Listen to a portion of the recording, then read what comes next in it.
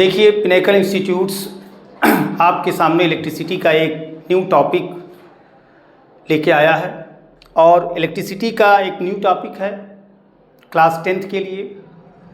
और इसमें आप लोग आज ये सीखेंगे कि एक कंडक्टर, एक जो तार होता है उसमें करंट कैसे पास होता है, इसका डिस्कशन आज के लेक्चर में है। देखिए, सबसे पहले क्वेश्चंस है, how does electric current flow through solid. आपको आज ये जानकारी लेना है कि इलेक्ट्रिक करंट सॉलिड से कैसे पास होता है। इसके लिए सबसे पहले एक साइंस का एक कॉन्सेप्ट आप जान लीजिए शॉर्ट में।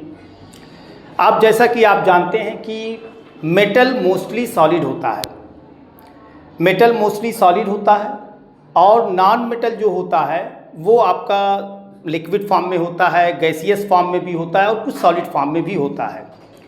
आप जैसा कि जानते हैं कि मेटल एक गुड कंडक्टर ऑफ इलेक्ट्रिसिटी होता है और नॉन मेटल एक बैड कंडक्टर ऑफ इलेक्ट्रिसिटी होता है।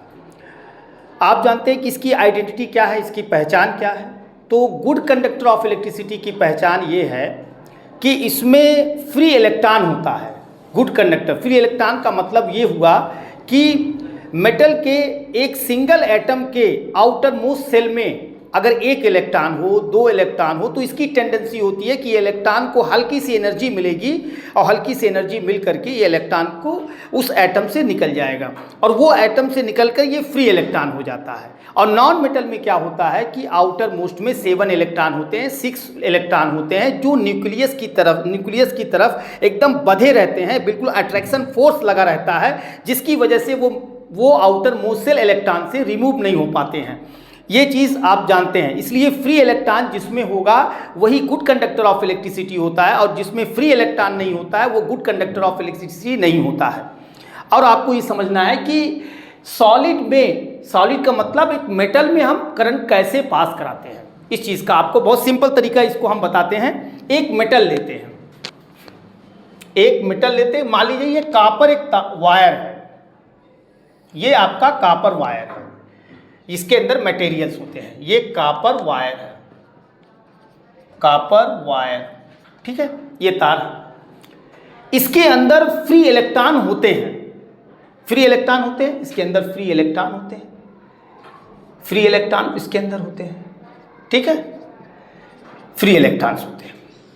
अब हम जो आजकल जब हम इसके अंदर इलेक्ट्रिसिटी सप्लाई करते हैं, यानी हम यहाँ से इलेक्ट्रिसिटी यहाँ सप्लाई करते, कनेक्ट कर देते हैं इस तार को हम यहाँ से कनेक्ट कर देते हैं। यहाँ मेंस जो होता है, ये जो मेन स्विच होता है, वहाँ से इसको हम कनेक्ट कर देते हैं और यहाँ जब कनेक्ट कर देते हैं और यहाँ पे ये इस तार का वहाँ मेन स्विच से कनेक्ट कर देते हैं और दूसरे छोर पे हम जो आपका अप्लायंस होता है, जैसे बल्ब हुआ या आपका मतलब जो है जो भी इंस्ट्रूमेंट हुआ, हम उससे कनेक्ट कर देते हैं एक दूसरे तार को, ठीक है ना।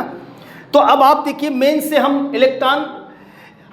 जो है आपको ये बता रहे हैं कि मतलब यहाँ पे जब हम इलेक्ट्रिसिटी सप्लाई करते हैं तो इलेक्ट्रिसिटी सप्लाई करने का मतलब ये होता है, इसमें लार्ज ऑफ इलेक्ट्रॉन्स होते हैं।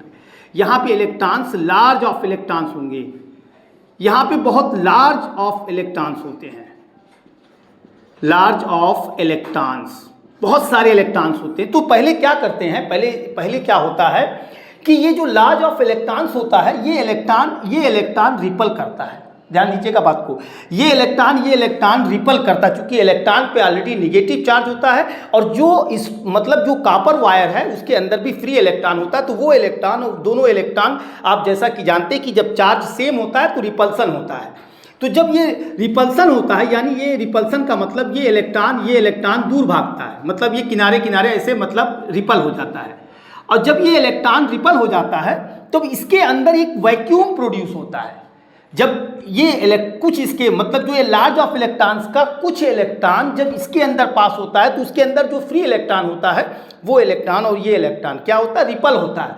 रिपल होकर के क्या होता है कि तार के अंदर यानी वायर के अंदर एक स्पेस जनरेट होता है, एक स्पेस जनरेट हो जाता है। और जब एक स्पेस जनरेट हो जाता है तब आप जो है आपका जो इलेक्ट्रॉन्स होता है जो आप इलेक्ट्रिसिटी से कनेक्ट किए रहते हैं उससे इलेक्ट्रॉन आसानी से पास हो जाता है।